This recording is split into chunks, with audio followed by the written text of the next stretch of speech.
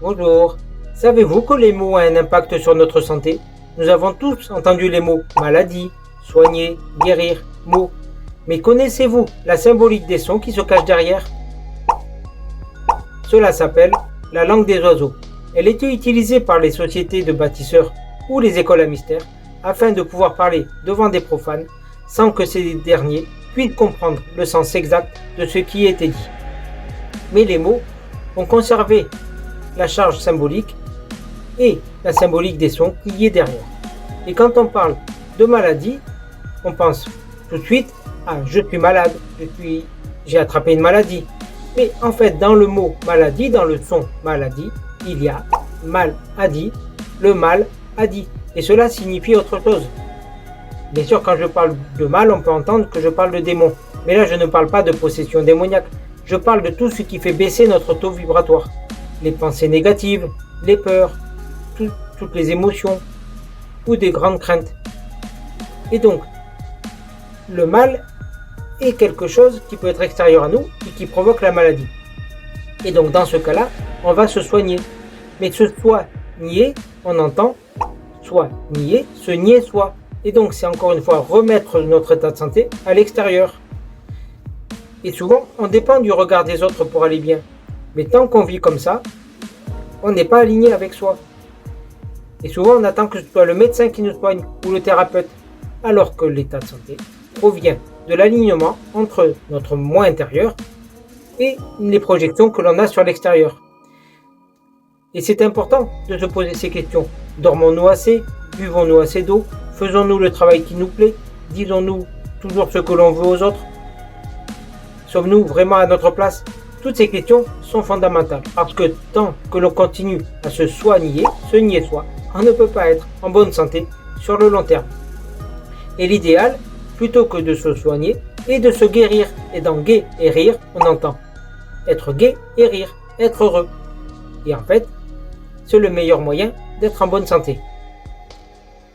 Je profite de cette émission pour développer plus la notion de maladie. Car dans maladie, on entend bien sûr le mot mal et on pense tout de suite aux démons, aux entités, à tous ces éléments qui font très peur à la plupart des gens parce qu'ils ne sont pas bien compris. Et donc les démons, les êtres du bas astral, que ce soit des entités ou autre chose, sont des êtres énergétiques de basse vibration. Et en fait, ils vont venir se relier à tout ce qui correspond à leur propre vibration.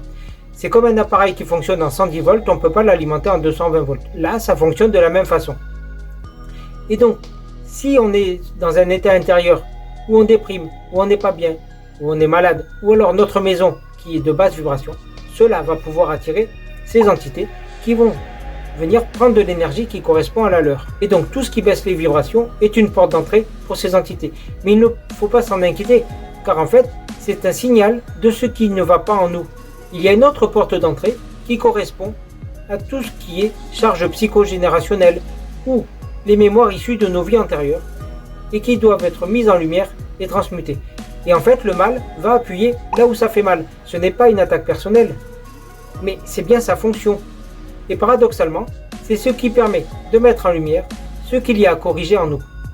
Et en fait, les signes qu'il y a quelque chose qui dysfonctionne en nous, c'est quand il y a des cycles répétitifs ou des événements qui se répètent sans que cela ait vraiment d'explication rationnelle.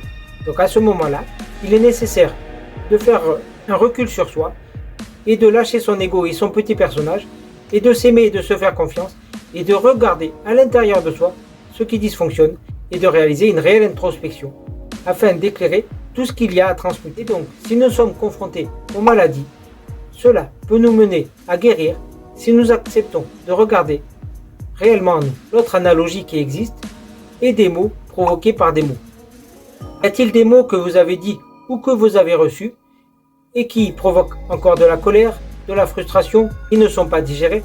Et dans ce cas-là, ces mots vont provoquer des maux de ventre, des maux ou des mal de dos, ou des maux encore plus graves. En prendre conscience permet de s'en détacher et d'aller mieux. Bien sûr, dans ce cas-là, l'idéal est d'aller voir un thérapeute holistique comme moi, qui a les outils pour travailler sur les libérations émotionnelles, plus l'habitude de l'écoute et l'expérience, permettant de prendre le bon objectif pour aller chercher l'origine de ces mots, MOTS, qui provoquent ces mots, MAUX. Voilà, j'espère que cette vidéo sur la symbolique des sons vous aura donné des clés de compréhension afin de vous permettre de réellement être gai et rire et de guérir. Et je pense que la joie et le bonheur sont en fait les meilleurs médicaments qui soient. Merci d'avoir regardé la vidéo et à bientôt.